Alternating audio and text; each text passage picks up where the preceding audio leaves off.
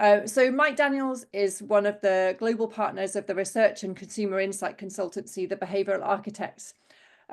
Building on a 25-year career working in strategy in some of the world's leading advertising agencies, he founded the Behavioral Architects in Australia in 2012, really pioneering the application of behavioural science in Australia at a time when very few had even heard of it, let alone using it. I think he was one of the few who saw that much more objective and realistic ways of understanding and changing behaviour were needed at that time. And the disclosure is I was really lucky to work with Mike during that time, helping him in his mission to make behavioural science accessible to the many companies and governments keen to apply it. Over the last 13 years, he's worked with a huge range of companies and governments, but he's very proud of the growing, ever-growing sustainability work that the behavioural architects have been really fortunate to be involved with. And this ranges from encouraging greater consumption of tap water over bottled water, facilitating the planting of 1 million trees in private property in Sydney, and nudging people towards what we're talking about today, sustainable travel choices. So he's worked on a really wide range of projects on this, but he's going to focus today on a study that the behavioural architects recently conducted with Uber, and a little bit of the work he's done with Australian government departments. So over to you, Mike.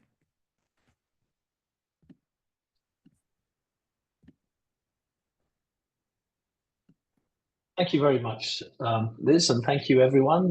It's very nice to be here and to be invited to this session talking about sustainable transport. It's very interesting just listening to Christina's study as well, and looking forward to discussing that at the end. But I'm here to talk about largely an experiment that we helped Uber with here in Australia, which was an experiment in reducing private car use with them. And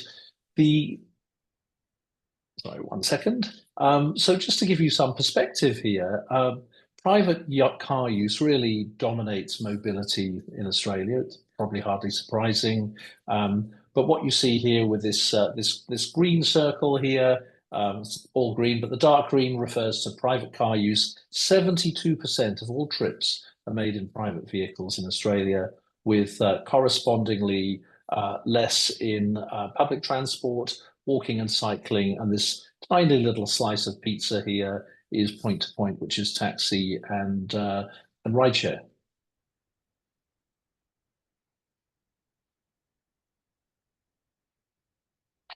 So car ownership then. So in a country of roughly 26 million, there are 15.1 million cars. So that's around about 0.7 cars per adult. And we are in Australia the fourth highest kind of ownership of private cars per capita in the world. So US, New Zealand, Canada, Poland, Italy.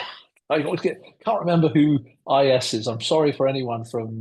Estonia is one of the countries we have on the slide. But I guess Uber really thought there must be a better way. And I think this is one of those instances where commercial interests obviously can converge with sustainability interests as well. That that they're from an environmental impact point of view, we all know that cars contribute significantly to carbon emissions and urban pollution. So reducing their usage is a good thing. Congestion in the form of traffic jams, the amount of time people spend trying to find a parking place in cities as well, and the increased stress for commuters with congestion takes its toll. And there's an economic burden for people as well that can often be quite invisible, which is where car ownership costs thousands really in maintenance, in fuel, insurance, and also in parking. So Uber, they're a long-term client of ours. We've worked with for 8 or 9 years here in Australia, asked us to help them with a study called the One Less Car Trial. And this was a trial with 60 people, nearly 60 people in Australia, where we worked with them over the course of 5 weeks in an ethnographic qualitative experiment, really, where we had a number of quantitative measures as well. And I'll share with you some of those aspects. In week one of the study, we had people continuing their normal routine. So it was very much a kind of a baseline of just travel as you normally do. And we gave people Fitbits. So we were catching their, recording their steps. We asked them to take videos of themselves recording their experience. And there was a questionnaire that was asking them about how satisfied they were with their lives, their communities, their traveling experience, and other things as well. Then what happened in weeks 2 to 5 of this experiment is that we asked people to reduce their car usage. So there were roughly half the people in the study who had 2 cars, and we asked them to only use one. I don't know where those balloons suddenly came from, but I like them. And for people who had, it's going to happen again, isn't it, when I use my other finger? Uh, with people with just 1 car, they reduced to 0. We actually included 6 people in the study. It's not many, but it was informative, who actually were already car free because we're interested in contrasting their experience with the others in the study who'd actually reduced their car usage. And then 1 month later, after this ethnographic study was over, we conducted reunion group discussions to kind of get the benefits of people's sort of reflections and peak-end memories, in a sense, of what that experience was like.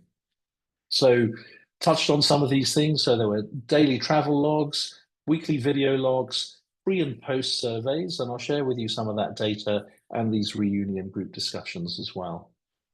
So I just want to share with you here the baseline findings. I think it's very interesting that Liz asked everyone that trick question right at the start in terms of how you last traveled, because the blue bars on this chart that you see in front of you refer to car. So you can just see the just down at the bottom here, you can see what the different colors are and what they represent. So and along here down the left-hand side, it's destination. So 70% of trips to home are from car, by car rather, pretty much the same for going shopping, work's a bit lower.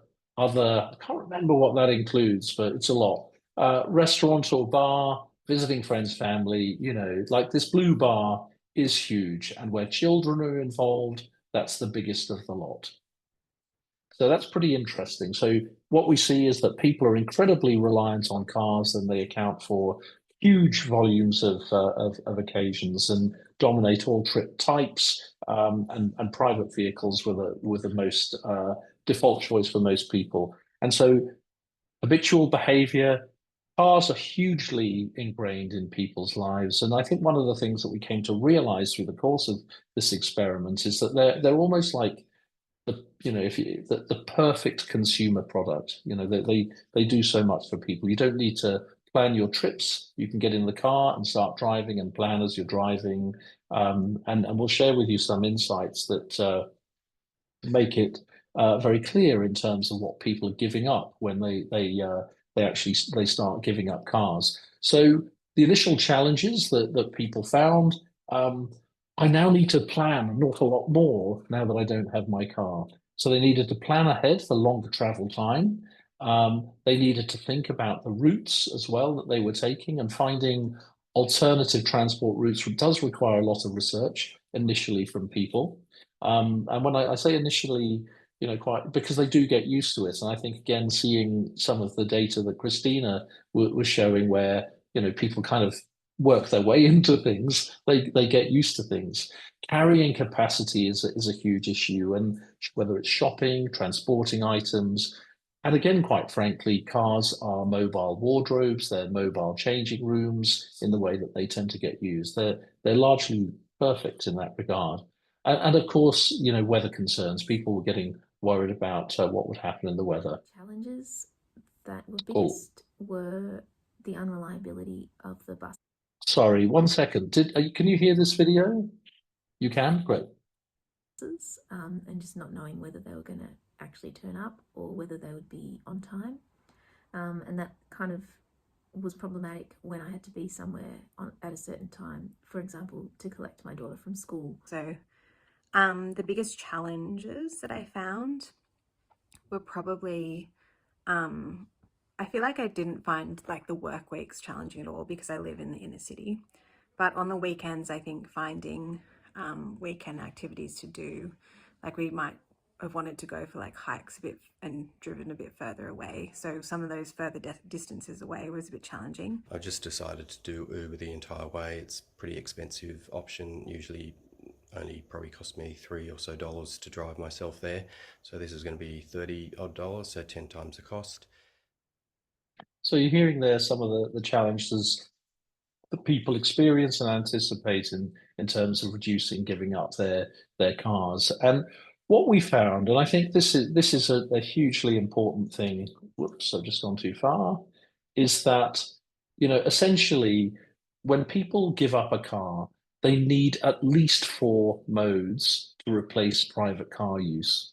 You know, so this will involve walking, cycling, public transport, and other means as well. But they have to increase the amount of modes that they use, and it's much easier, of course, if you live closer to public transport hubs, and you are closer to all amenities as well. So, you know, people went to car share, they went to cycling and e-bike, lug and carry, and these sort of large e-bikes were very good replacements for people with young children and who needed to go shopping. Walking was big, and obviously public transport as well. Sorry, 1 second, I'm just not clicking on quite. I seem to have frozen. Let me just stop sharing for a moment.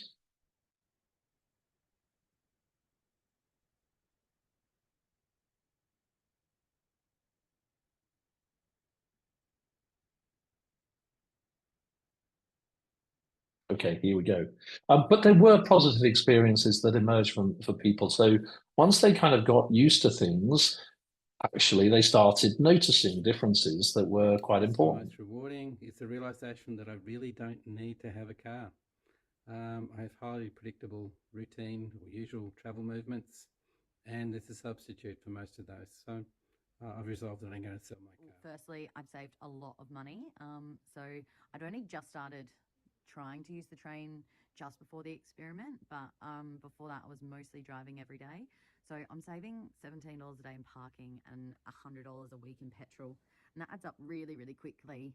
So that's been the most rewarding thing. I think it just helped me as well. You know, look at the costs as well. I've saved a lot of money on that I usually spend on petrol. Actually, over the course, signed my car up for Uber car share. So with that project, actually exploring those ways as well. So yeah, really enjoyed it. And what we found over the course of time, so I just draw your attention to people's step count, so that people exercised more and they felt happier. So this was the increase in the number of steps. So this is in week 1, just 7,500 steps on average, and it goes up to quite significantly, really, to 8,253.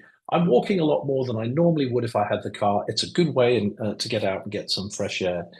These are not so much motivations as kind of rewards that kind of unfold after people have had the experience. I think you know, we certainly felt in running this study that if you said this to people at the start, it wouldn't be sufficient as a motivation, but it's something that they notice.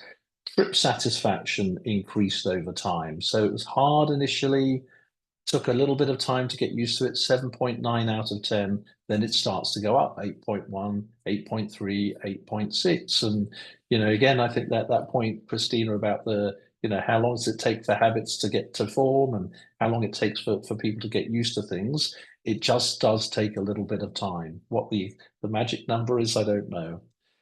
Walking to the shops about 10 to 15 minutes away was surprisingly not a big deal to just walk right up. And that's what really interested me was that people's satisfaction with their local communities increased as they walked more, as they cycled, as they took public transport, that it went from 7.2 pre-survey to 7.9 post-survey. It's really nice walking around everywhere because people tend to stop and chat more. So I'm getting more into my local neighborhood. What we noticed, and I'll just come to the end here now, but the post-trial feedback that we got from people was that there were signs, good intentions. How it translated into action, I'm not entirely sure. But following the experiment, people said, I've been trying to take the train more often, and that's really worked, and that's been great. That's a month later. After the experiment, it definitely guaranteed that I was taking the right decision by not buying another car. So this is one of the people who didn't drive to begin with, but was car free, but had been thinking about getting a car. Going through this experiment confirmed to her not to get a car. And then the sense of backup awareness. I know that there's a public transport option. If one of my cars are not there, I've got public transport that I can rely on. So it was a good experience for this person to try something different, and it reduced a barrier. The benefits overall: increased activity, improved health, community connection, and of course, environmental impact that people noticed. And I think our takeaways from it was that though it's hard, car dependence can be broken with the right kinds of alternatives. And again, supporting what Christina said here, is that the infrastructure being in place. Multiple options are needed, another infrastructure point. But there are benefits that you can remind people of beyond transport. They do feel better. They are more connected to community. And we also saw indications of the possibility, I think, of lasting behavioural change. So that is it. Thank you. I'm going to hand back to Liz. And sorry if I took a minute or two longer there, Liz. Over to you.